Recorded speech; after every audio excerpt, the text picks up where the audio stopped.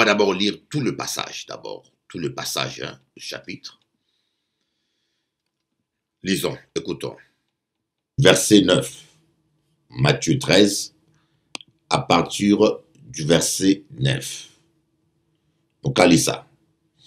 Lorsque un homme écoute la parole du royaume et ne la comprend pas, le malin vient et enlève ce qui a été sémé dans son cœur. Cet homme est celui qui a reçu la semence le long du chemin. Verset 20. Celui qui a reçu la semence dans les endroits pierreux, c'est celui qui entend la parole et la reçoit aussitôt avec joie, mais il n'a pas de racine en lui-même.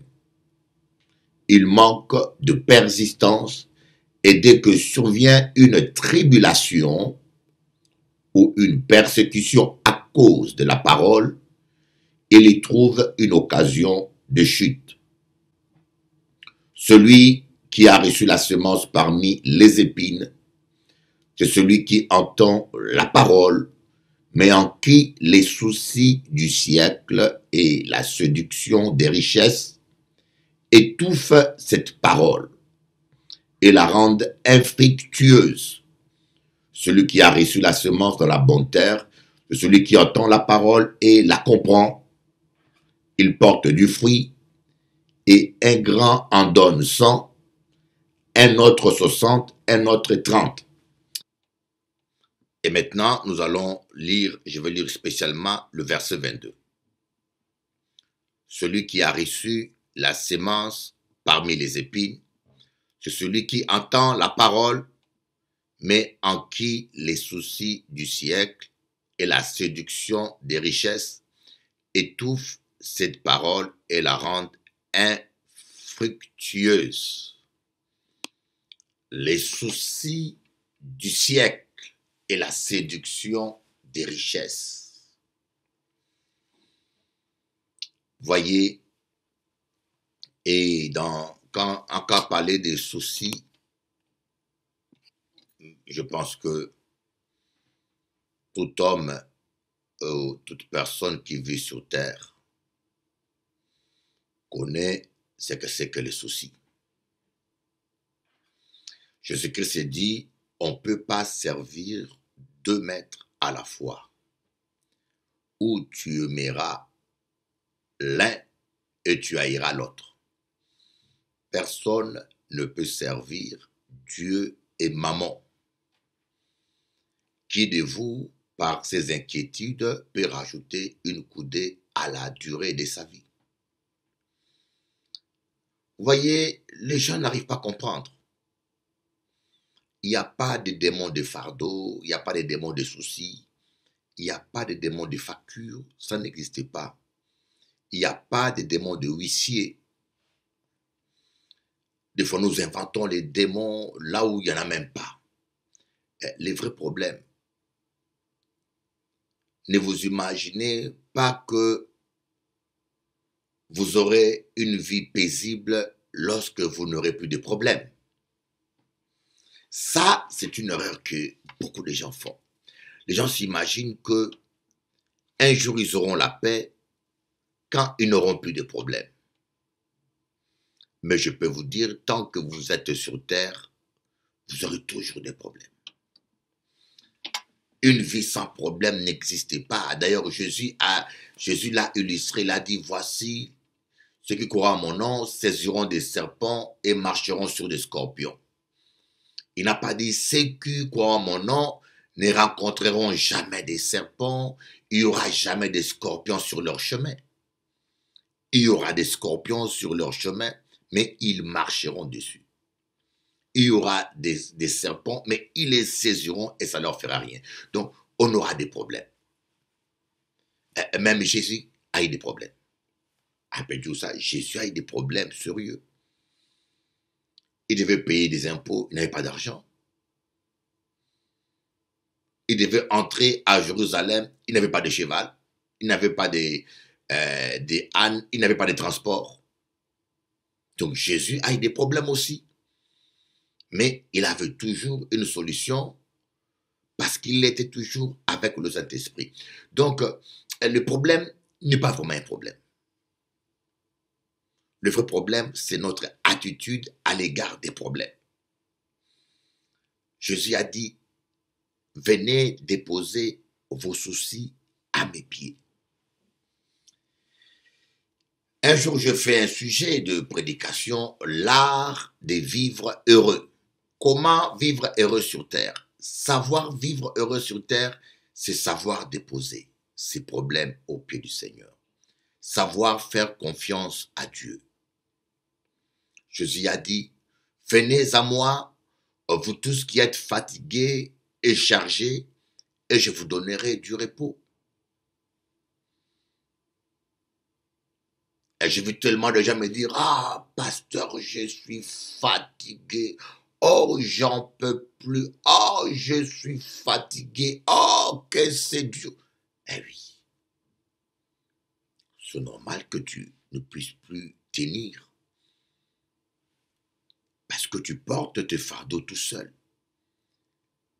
Et la faute n'est pas à Dieu. Jésus-Christ dit, venez à moi, vous tous qui êtes fatigués et chargés, déchargez-vous sur moi et je vous donnerai du repos. Mais nous, au lieu de se décharger, on se plaint, on pleure, on se lamente, on tourne en rond. Non, déposez. Jésus n'a jamais dit prier pour les problèmes. Il a dit déposez les problèmes. Déposez vos soucis. Et l'apôtre Paul va développer, il dit dans Hébreu, courons avec persévérance l'épreuve de la foi qui nous est proposée et débarrassons les yeux fixés sur Jésus, qui est l'auteur de la foi et celui qui l'amène à la perfection.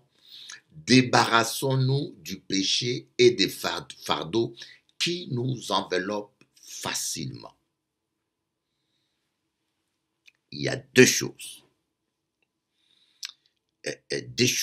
qui nous enveloppent facilement. Le fardeau et le péché. Les soucis et le péché. Le péché nous empêche d'entrer dans la présence de Dieu. Le péché chasse l'onction du Saint-Esprit. Comme je dis à quelqu'un, si Dieu a abandonné son propre fils à la croix à cause du péché, ce n'est pas toi qui ne laisseras pas tomber. Voyez. Autrement dit, Dieu ne nous abandonne pas. C'est nous qui l'abandonnons lorsque nous vivons dans le péché. Dieu, lui, jamais il nous abandonne. Mais nous abandonnons Dieu à cause du péché qui nous enveloppe si facilement. Et la deuxième chose, c'est le fardeau. Le fardeau nous empêche de fixer les regards sur Jésus. Des fois, nous passons notre temps, et c'est ça l'erreur, nous passons le temps à vivre autour de nos problèmes comme Samson passait toute sa vie aveugle à tourner autour d'un moulin pour moudre le blé pour les Philistins. Des fois, nous tournons en rond. Peu importe la vitesse à laquelle vous tournez dans un rond-point giratoire, mais vous n'avancerez jamais, vous tournerez toujours en rond. Des fois, nous tournons en rond autour de nos factures.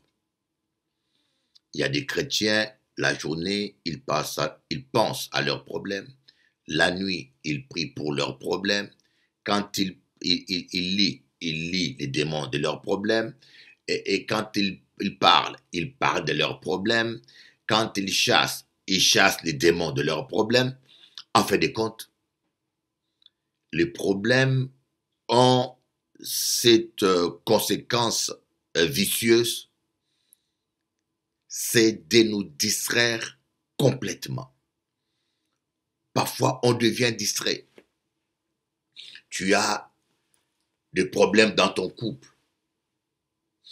Et tu passes toute ta vie à penser seulement à ton couple. Tu passes toute ta vie à parler de ton couple. Tu passes toute ta vie à prier pour ton couple. En fin de compte, cela devient une distraction. Cela devient une distraction parce que la parole de Dieu qui est en toi n'est plus arrosée.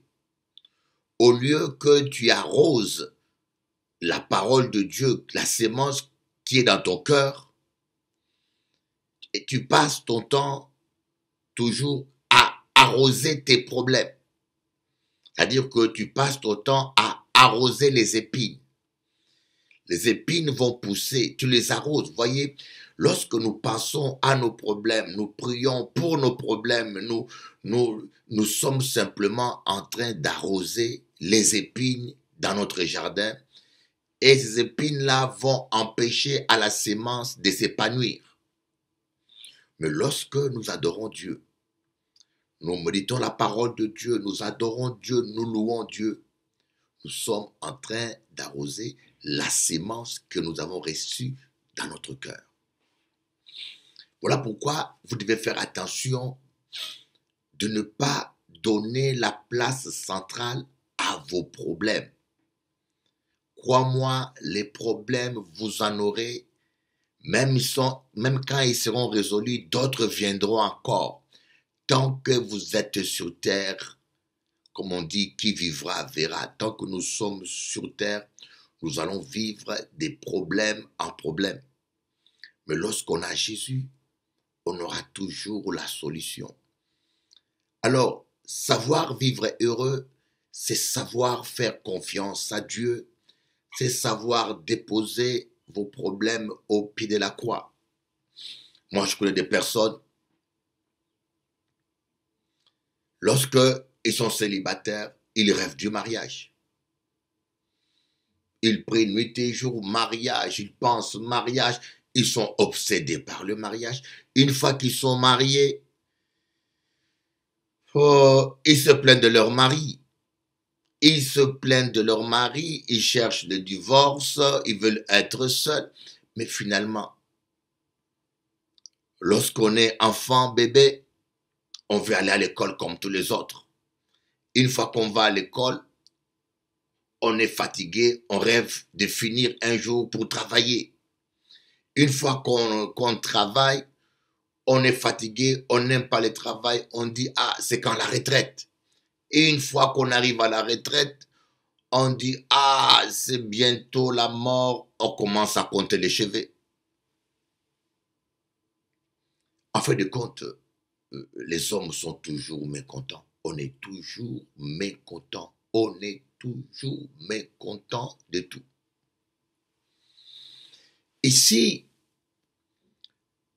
Jésus vient nous montrer les conséquences que la séduction des richesses et les soucis de la vie peuvent avoir dans notre vie spirituelle. Les soucis de la vie peuvent rendre infructueuse la sémence que vous avez reçue. D'ailleurs, Jésus va aller jusqu'au bout de sa démarche pour nous montrer l'inutilité des inquiétudes. Il dit, qui de vous peut rajouter une coudée à la durée de sa vie par ses inquiétudes? Et je fais bien la différence entre l'inquiétude et la réflexion. Dieu n'a jamais interdit de réfléchir sur sa vie. Je peux avoir un problème, je m'assois, je passe mon temps à réfléchir comment on peut trouver la solution, comment on peut naviguer, manœuvrer pour pouvoir m'en sortir.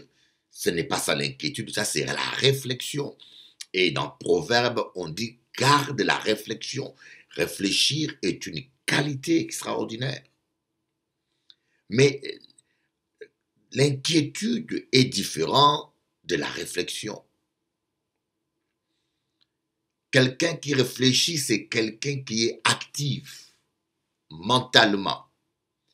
Et quelqu'un qui s'inquiète, c'est quelqu'un qui est passif mentalement. Celui qui s'inquiète subit le poids du problème. Et celui qui réfléchit soulève le problème. Voyez, il réagit. Comment on peut faire? Alors que celui qui s'inquiète ne réfléchit pas. Il reste stérile et il subit. Il subit l'angoisse, l'appétit s'en va, l'angoisse, il devient irritable. Il ne cherche pas le moyen de s'en sortir de son problème, mais au contraire, il admire son problème, il pèse son problème et appréhende les conséquences de ce problème. Voyez, celui qui s'inquiète, il voit les conséquences négatives de son problème et passe son temps à les peser. Par exemple, je suis malade et je m'inquiète pour ma mort et je passe mon temps à penser à ma mort, à penser comment je vais faire, comment mes enfants... C'est ça l'inquiétude. Alors que celui qui réfléchit, il ne pense pas à la mort. Il pense comment je peux m'en sortir de cette maladie.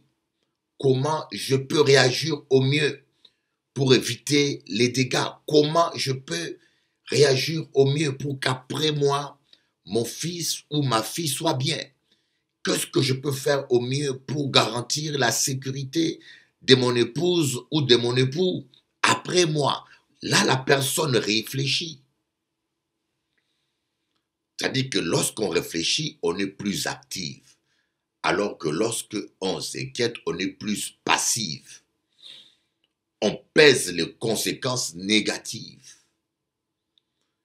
Et soit on s'angoisse, soit on pleure déçu, soit on se plaint de ça, alors que la réflexion, c'est plus positif. Je cherche à savoir comment je peux résoudre ce problème. Vous voyez, il y a une différence. Comme Jésus a dit, ne vous inquiétez pas du lendemain, mais il n'a pas dit, ne pensez pas au lendemain. Moi, je vis beaucoup de chrétiens, et des gens même qui prient, qui font aucun programme familial, ou qui gèrent leur argent. C'est ça le problème souvent que nous nie. Encore dit-nous les Afros, nous n'avons pas la culture de l'épargne. La culture de l'épargne. En général, lorsque tu as 10 000 euros, tu ne penses même pas à épargner. Tu penses tout de suite à les dépenser ou acheter une Mercedes, une BMW ou frimer, belle veste. On n'a pas la culture de l'épargne. Alors que les Chinois et les Asiatiques, lorsqu'il a 10 000 euros, il prend 8 000 euros, il épargne.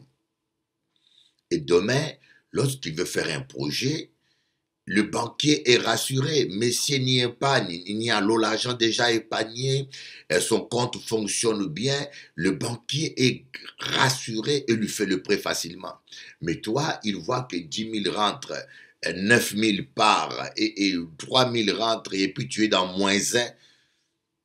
Et banquier l'a pas rassuré, il n'a pas qu'à faire au prêt. Et Yoka dit, ah, banquier là, raciste, ils sont des racistes. Ils ne sont pas des racistes. Tu gères mal ton compte, tu n'es pas quelqu'un de réfléchi. Voyez? Donc, les inquiétudes et les soucis nous empêchent d'arroser la sémence, nous empêchent d'adorer Dieu. Et le diable ne veut pas que tu adores Dieu. D'abord parce qu'il est jaloux. Parce qu'il est jaloux. Dieu cherche des adorateurs qui peuvent l'adorer en esprit et en vérité. Le diable veut que tu passes même toute la nuit à prier pour tes problèmes. Ça ne dérange pas. Si tu passes toute la nuit à prier sur tes problèmes, ça ne le dérange jamais. Et là même, il peut te réveiller il peut, il peut te réveiller pour cela. Il peut te réveiller pour prier, dire, écoutez, lève-toi, prie pour tes problèmes, ça ne dérange pas. Mais lorsque tu commences à adorer Dieu, à louer Dieu, à Akadjoula, au Kabaï tête, ça t'a fait mal. Parce que lorsque tu adores Dieu, tu loues Dieu, la Bible dit que Dieu siège au milieu de la louange. La Bible n'a pas dit que Dieu siège au milieu de pleurs ou de lamentations ou de la chasse aux démons. Non, Dieu siège au milieu de la louange. Et quand on dit au milieu de la louange, c'est dans le sens large de la louange, c'est-à-dire adoration, action de reconnaissance et louange, célébration. Dans la louange, il y a adoration, action de reconnaissance, action de grâce et célébration. Donc, dans la louange, dans le sens large, quand tu adores Dieu, quand tu célèbres Dieu, quand tu lui rends grâce, là, le diable, il est malade parce que c'est là qu'il y a l'intimité entre toi et ton Dieu. C'est là que adorer Dieu pour un homme, c'est comme brancher et recharger un portable sur la prise secteur. Quand ton portable n'a plus de batterie, tu ne peux plus l'utiliser. Quand la voiture n'a plus d'essence, tu ne peux plus rouler. De même, nous les chrétiens, nous avons besoin d'adorer Dieu pour recevoir l'essence du ciel qui est l'onction, pour recevoir la batterie, l'électricité et recharger nos batteries qui est l'onction. Et le diable ne veut pas que tu aies l'onction, que tu sois en communion avec Dieu. Alors, sa méthode, où il t'amène à pécher, où il t'amène à pécher, ou où il t'amène à t'inquiéter, ou à prier pour les faux problèmes, à perdre tout ton temps, à prier que pour des problèmes. Alors que Jésus a dit, il faut déposer. Et nous voyons ce genre de chrétien, il a tout perdu.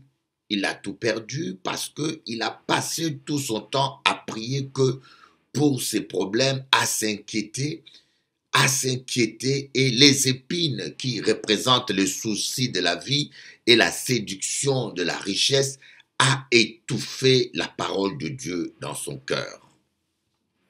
Et nous allons voir quelques versets. Parce que, vous savez, dites-vous que le ministère peut devenir une distraction. La prédication même peut devenir une distraction. Tout peut devenir une distraction. Une distraction, c'est quelque chose qui nous désoriente vers notre objectif. J'appelle distraction toute activité qui nous fait perdre le temps et qui nous désoriente afin que nous n'atteignions pas notre objectif principal. Voyez, un exemple, la prédication peut devenir une distraction si vous n'avez plus le temps d'adorer Dieu. Parce que l'objectif principal de Dieu dans votre vie, c'est que vous puissiez l'adorer, que vous puissiez passer le temps dans sa présence. Mais si vous n'arrivez plus à passer le temps dans la présence de Dieu et de l'adorer, parce que vous êtes pris par des prédications, cette prédication elle-même devient un obstacle et une distraction. La famille peut devenir une distraction si vous n'avez plus le temps de prier avec votre Dieu. Dites-vous que l'adoration doit être votre priorité. Même le mari ou la femme ou le couple peut devenir une distraction si cela vous empêche de passer le temps dans l'adoration. Les chrétiens, des fois, deviennent une distraction. Quand vous fréquentez un homme de Dieu, pourquoi fréquentez-vous un homme de Dieu? Qu'attendez-vous d'un homme de Dieu? Vous fréquentez un homme de Dieu pour recevoir ce dont vous avez besoin. Mais il y a certains chrétiens qui ne savent pas rester à leur place et qui pensent qu'ils ont des leçons, ils sont là pour former un homme de Dieu, qui sont là pour, je ne sais pas, pour autre chose, alors que ce toi, un malade va voir un médecin pour recevoir un traitement. Que pensez-vous si un malade va à l'hôpital, il commence à expliquer au médecin comment il doit travailler et comment il doit traiter les malades? Est-ce que l'hôpital est fait pour ça? Un malade va à l'hôpital parce qu'il est malade et il attend de médecin une assistance. Si tu n'es pas malade, tu n'as qu'à laisser la place pour quelqu'un d'autre qui en a besoin. Mais c'est pareil, parfois, il y a des chrétiens qui sont autour du pasteur et qui ont besoin d'aide spirituelle ou de guérison ou de conseils, mais qui deviennent une distraction parce que au lieu qu'ils cherchent le conseil ou la prière, ils se mettent à parler, à parler, à parler, à parler, et cela devient une distraction. Et la distraction fait beaucoup du mal aux chrétiens. La distraction fait que nous oublions notre vrai travail, l'adoration. Nous oublions l'essentiel.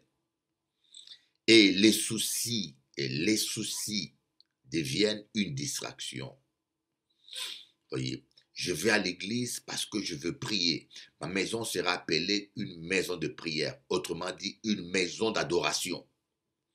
Je ne vais pas à l'église pour voir comment l'église est organisée, pour voir comment le pasteur est habillé, pour voir comment est-ce qu'un tel est habillé, comment est-ce qu'un tel fait ceci.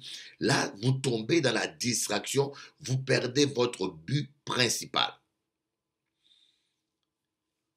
Jésus-Christ s'est dit, ne vous inquiétez pas de la manière dont vous allez vous habiller, comment vous allez manger.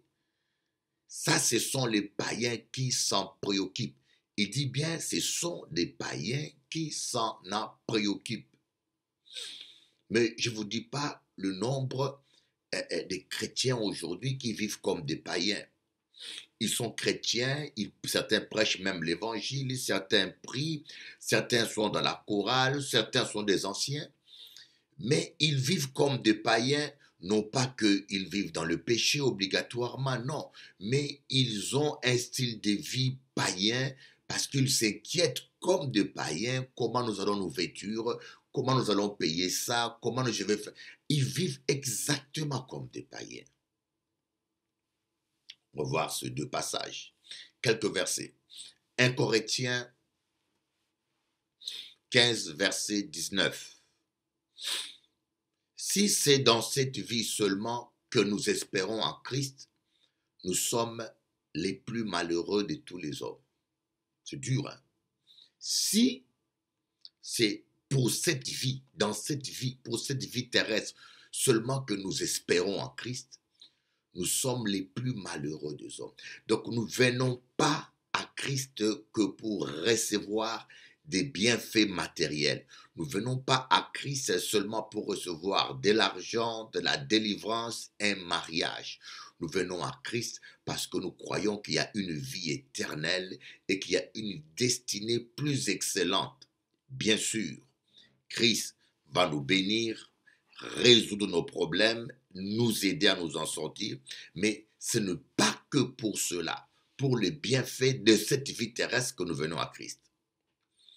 On va lire Proverbe 30, verset 8. Éloigne de moi la fausseté et la parole mensongère. Ne me donne ni pauvreté ni richesse. Accorde-moi le pain qui m'est nécessaire. De peur que dans l'abondance, je ne te réunis et ne dise qui est l'Éternel, ou que dans la pauvreté, je ne dérobe et ne m'attaque au nom de mon Dieu. Voilà un des passages qui a été souvent très mal compris. Un des passages qui a été souvent, je peux vous dire, très mal compris. Dieu n'est pas contre la richesse. Dieu n'est pas pour la pauvreté. Ici, j'aimerais vous donner la quintessence de ce verset. Qu'est-ce que Salomon voulait dire par là lorsqu'il dit « Éloigne de moi la fausseté et la parole mensongère ». Vous savez que Satan est le père du mensonge. Et ces derniers temps, j'ai été choqué de constater comment les chrétiens mentent. C'est incroyable. C'est incroyable. C'est choquant même de voir comment les gens que nous appelons chrétiens aujourd'hui mentent. C'est incroyable. Il y en a qui mentent tellement. Et puis, le pire, c'est que pour eux, le mensonge n'est pas un péché, quoi. Le péché, c'est la fornication. Le péché, c'est l'adultère. Mais le mensonge n'est pas un péché. C'est incroyable comment de voir des gens mentir, mentir sans repentance. Jésus a dit aux Juifs, vous avez pour père le diable, car vous pratiquez les œuvres du diable. Le diable est un menteur, et quand il ment, cela vient de lui-même. Donc Jésus a dit aux Juifs qu'ils ont pour père le diable parce qu'ils mentaient. Alors quand je vois aujourd'hui des gens qui prétendent servir Dieu, des chrétiens qui sont assidus, des gens qui vont à l'église, mentir entre eux, mentir à leurs femmes, mentir à leurs pasteurs, mentir à eux-mêmes. Il y en a qui mentent tellement qu'ils mentent consciemment. Et ils mentent sincèrement. Il y en a qui mentent tellement qu'ils mentent leurs mensonges. Ils ont tellement menti qu'ils ont oublié qu'ils ont menti et ils contredisent leurs propres mensonges en mentant. En fin de compte, ils retombent dans la vérité et disent la vérité en mentant. Il y en a qui mentent tellement qu'ils disent la vérité en mentant. C'est incroyable. Ne me donne ni pauvreté ni richesse. Donc, qu'est-ce que Salomon veut dire? Salomon veut dire simplement, donne-moi la quantité de richesse que mon caractère peut supporter. Un point très. Ne me donne pas trop d'argent qui peut me faire perdre la tête. Ne me laisse pas aussi dans la pauvreté afin que je puisse être tenté à trouver l'argent d'une manière malhonnête. Donne-moi la richesse dont mon caractère peut gérer. Ça vient des gens, lorsque vous lui donnez 1 million d'euros, ils perdent la tête. Hein. Il y a des gens, là où vous faites chèque 1 million d'euros, Timoun moins. Voilà le cas de fils prodigue. Le fils prodigue, le père lui a donné son héritage, ça l'a fait péter la tête. Le fils prodigue, il est allé gaspiller l'argent dans les choses du monde, il est allé sortir avec des prostituées et l'argent l'a fait péter la tête. C'est pour cela, Salomon dit, donne-moi l'argent que je peux gérer. Si je suis capable de vivre et gérer 1 million d'euros sans péché, sans déraper, Seigneur, donne-le-moi. Mais si je ne suis pas capable de garder ma tête haute avec 1 million d'euros, Seigneur, ne m'en donne pas. Donne-moi 200 000 euros peut-être que je gère, je manque de rien et je reste fidèle à toi. Donc, dans ce passage, Salomon dit simplement, donne-moi l'argent qui pourra pas me faire perdre la tête. Donc Dieu n'est pas contre la richesse. Mais la richesse peut être aussi un piège. Amen. Nous allons maintenant lire Luc chapitre 21, verset 34. Luc chapitre 21, verset 34. Prenez garde à vous-même de crainte que vos corps ne s'apaisantissent par les excès du manger et du boire et par les soucis de la vie, et que ce jour ne vienne sur vous à l'improviste. Prenez garde à vous-même de crainte que vos cœurs ne s'apaisantissent par les excès du manger et du boire et par les soucis. Voyez ce passage un peu aussi, il faut bien l'expliquer, sinon il ne va pas comprendre rien. Si ce verset disait, prenez garde à vous-même de peur que votre estomac soit apaisanti par les excès du manger et du boire, c'est facile à comprendre. Parce que là où il y a qu'à manger, quand tu manges, la nourriture va dans l'estomac. Ça ne va pas dans le cœur, ça va dans l'estomac, non? Oui. Ah, si on dit que l'estomac là est très gonflé, il est apaisanti parce qu'il a beaucoup mangé, on peut comprendre.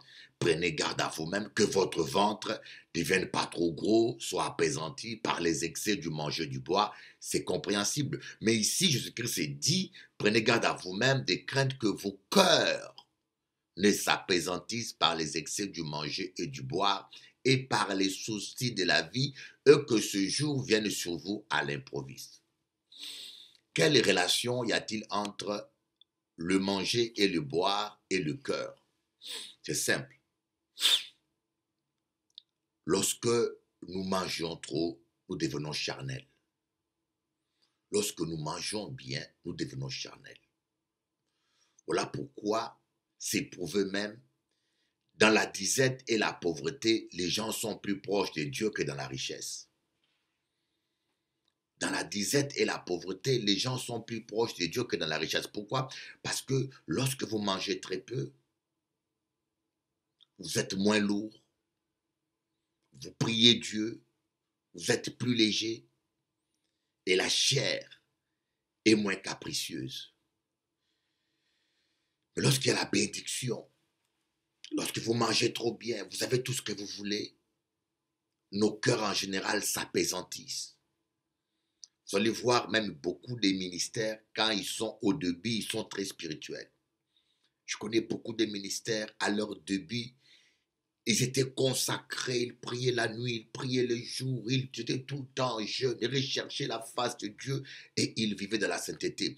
Mais le même personne, 10 ans après, quand Dieu les bénit, leur donne richesse et gloire et succès, ces mêmes personnes deviennent charnelles.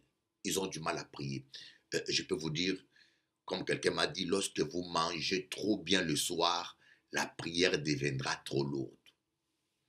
C'est la raison pour laquelle l'apôtre Paul lui-même dit, je traite durement mon corps de peur d'être disqualifié.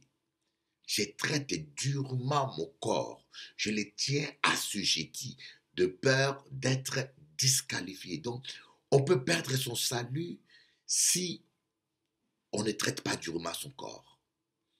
Parfois, il faut pratiquer le jeûne comme exercice spirituel. Parfois, il faut jeûner. Parfois, il faut dormir par terre. Parfois, il faut jeûner, se priver de plaisir.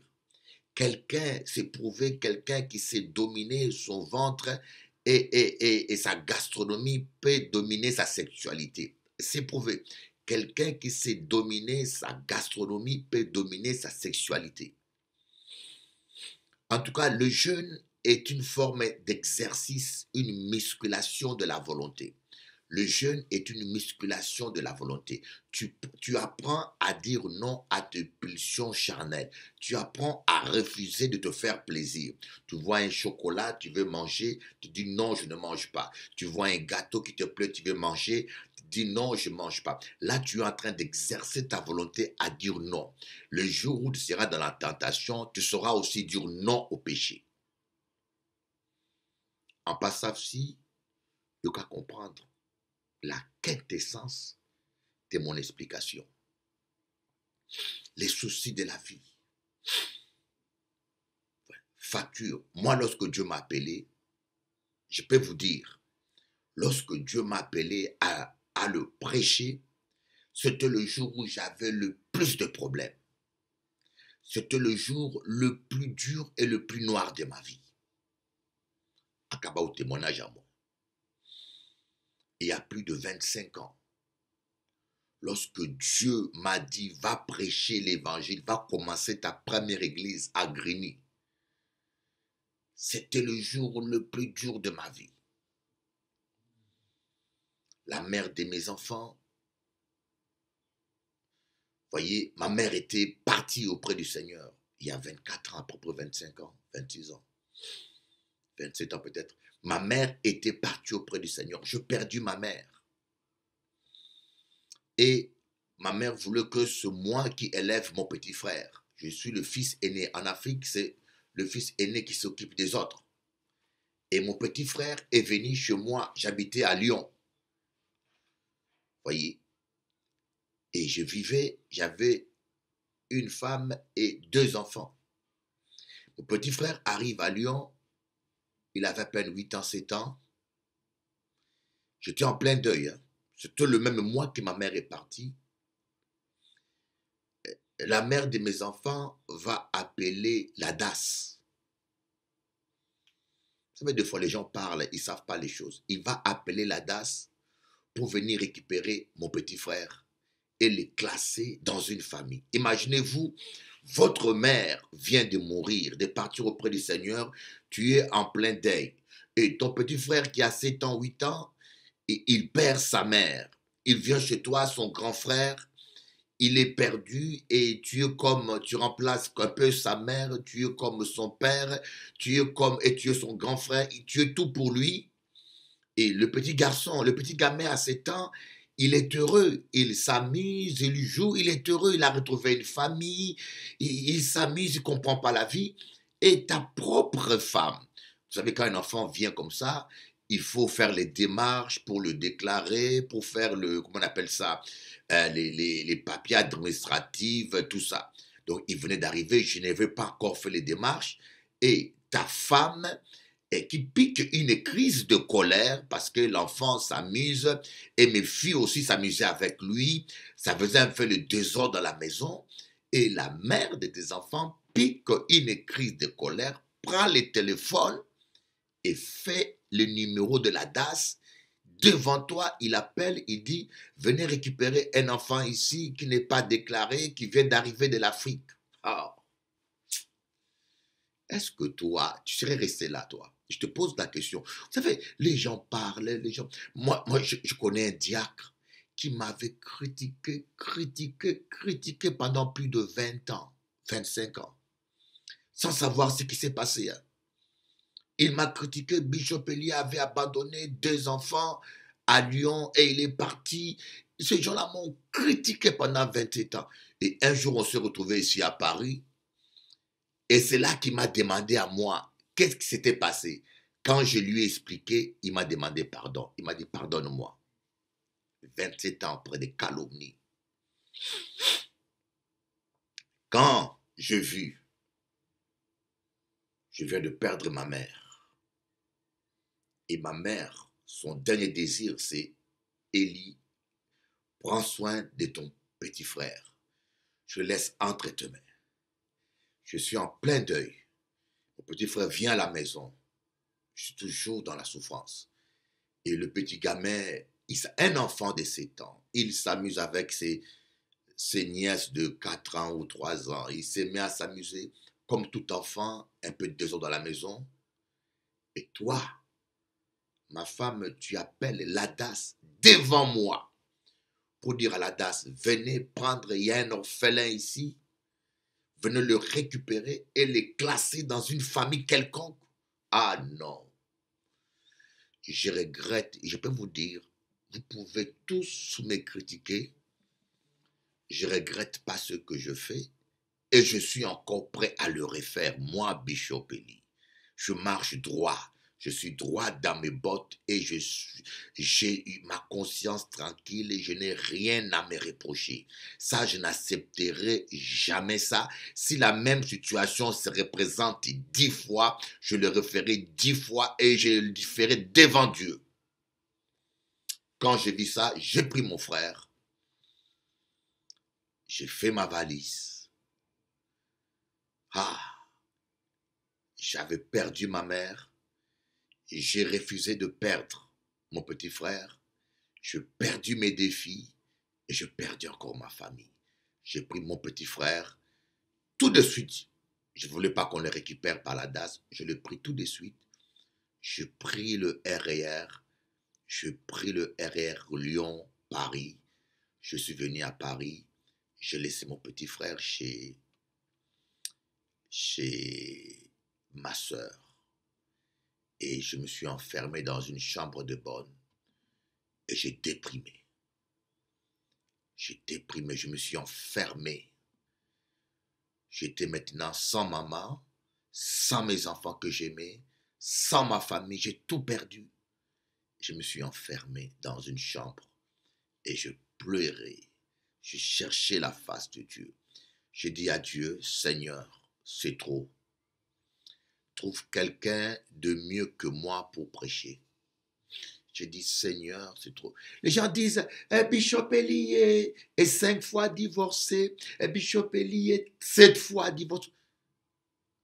Vous rendrez compte à Dieu de toutes les paroles méchantes et vaines que vous proférez. vous rendrez compte un jour à Dieu. Voilà pourquoi, malgré que certains chrétiens sont chrétiens, vous avez des cancers dans la bouche, vous avez des cancers partout, vous avez des maladies, des souffrances. Parce que, parce que vous parlez mal des gens sans preuve, vous salissez les innocents. Je ne sais pas si vous, à ma place, vous aurez fait quoi? Vous êtes marié avec un homme, hein? Votre maman vient de mourir, votre petit frère orphelin vient chez toi, et moi, ton mari, j'appelle la DAS pour que le même semaine de deuil, qu'on vienne encore t'arracher ton frère qui est en deuil, qui est orphelin, qui est malheureux, qu'on les classe dans une famille. Tu aurais fait quoi, toi? Je vous dis, les gens sont terribles, les gens, quand tu parles. Et c'est comme ça que je me suis retrouvé. Et ici à Paris, les chrétiens ont parlé. Bishop Eli a abandonné sa famille, ses deux enfants. Ils ne savent pas que Bishop Eli avait pris la fuite. Ça, c'est des faits qui datent de 27 ans. Il y a 27 ans, 30 ans que cela s'est fait. Je fuis avec mon frère pour le protéger. Et j'étais en plein deuil. Est-ce qu'on fait ça à un homme qu'on aime en plein deuil? Il pleure sa mère et tu appelles la DAS. Tu es une femme normale. Ah, je dis, en pas jamais revenir. Ah, je réunirai jamais mon frère. Et là, je dis, Seigneur, trouve-moi quelqu'un. Trouve quelqu'un de mieux que moi. Trouve quelqu'un de mieux que moi. Trouve quelqu'un de mieux que moi. Trouve quelqu'un de mieux que moi, Seigneur. Trouve quelqu'un. Je ne suis pas prêt. Je ne veux plus prêcher l'évangile. Je ne suis pas dit, trouve quelqu'un. Je t'en supplie, donne-moi un boulot. Je vais vivre tranquillement, mais je n'en peux plus. Et je commence à jeûner comme ça. Après, je fais 13 jours sans manger. 13 jours enfermé dans une chambre, sans manger. Et le 13e jour, 11e ou 12e jour, un manteau est tombé du ciel sur moi. Je vous dis un manteau. J'ai senti quelque chose tomber sur moi du ciel, comme le manteau d'Élie. C'est tombé sur moi, je l'ai senti sur moi. C'est pas un songe, je l'ai senti sur moi. J'ai fait un bond dans mon lit et j'ai regardé, il n'y avait rien. Et Dieu m'a dit, va prêcher l'évangile. Je commençais à servir Dieu au moment le plus dur de ma vie, au moment le plus triste de ma vie, au moment le plus dur. Quand je vous dis dur, c'était dur. Je pleurais tous les jours. Ma mère, c'était la personne la plus précieuse que j'avais. C'était la personne à qui je devais tout. Les moments le plus tristes de ma vie que j'ai eu, c'est ces moments-là.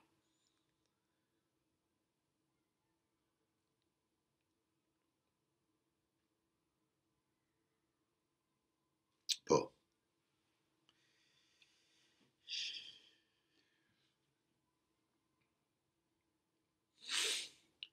Excusez-moi un peu, chaque fois que je parle de ma mère, j'ai des larmes. C'est pas...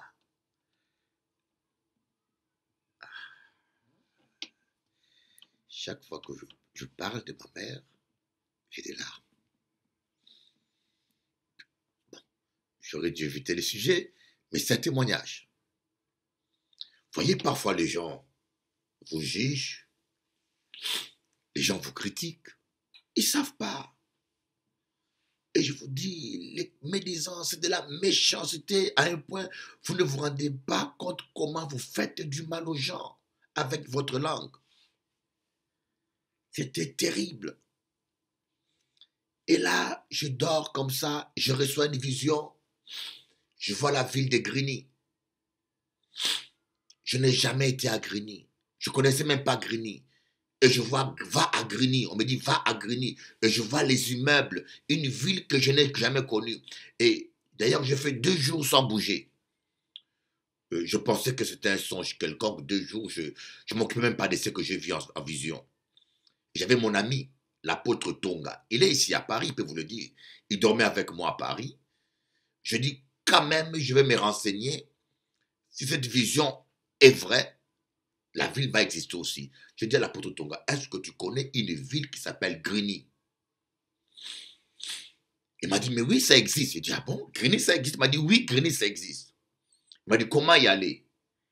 Il m'a dit, écoutez, prends le métro, et c'était la ligne D en ce temps-là, monte.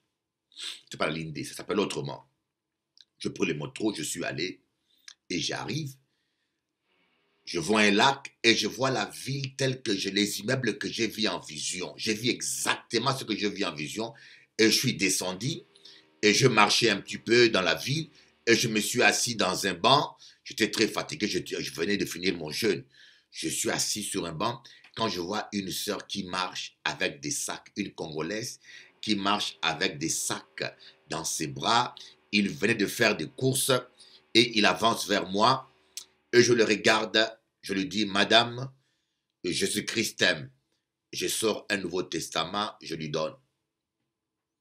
Et la dame s'est mise à trembler.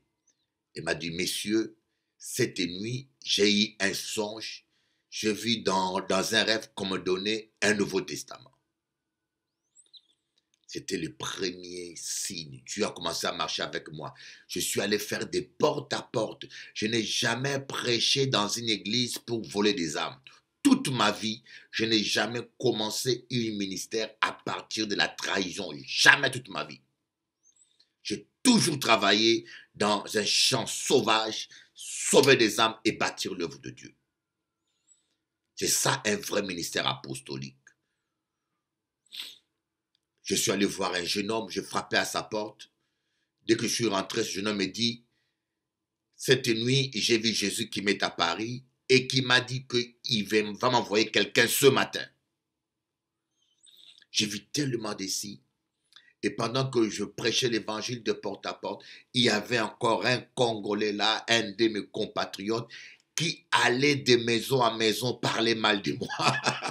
Moi, je vais tout abandonner, je vais servir Dieu. Je vais de maison en maison prêcher l'évangile, mais il y a un Congolais là qui fait de maison en maison pour parler mal de moi. Dieu m'a dit, laisse-le faire. Ah, chrétien, prêchons l'évangile. Sauvons les âmes, arrêtons d'attaquer les gens. Si quelqu'un fait mal quelque chose, son maître va le corriger, son maître va le juger. Nous ne sommes pas des justiciers.